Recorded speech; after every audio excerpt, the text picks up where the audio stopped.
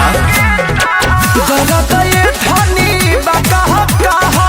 हाथ लगा दहनी जहाँ के ताहा तो हमर चेहरा छपल हुई नजरियों में दिल में भी कमरियों में दर्द उठे शरीरियों में दिल में भी कमरियों में लहर उठे शरीरियों में।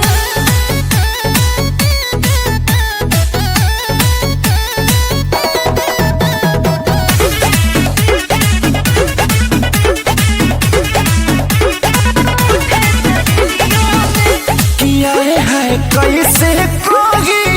सटेलू तभाग जागे चला कि जब तू कोरवा में आ जालू रानी हो मन बौडाला जननी नए जान की इतना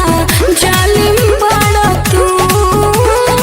देखे जखम मरहम हो न लगावा तारा तू गयो छुराई रही गोड़ सड़ियों में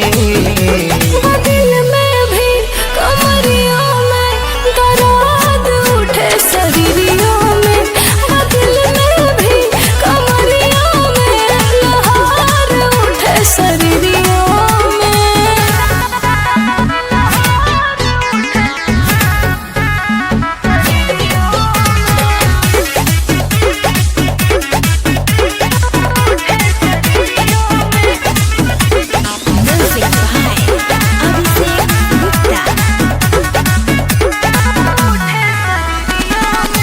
तो कैसे कही ये रानी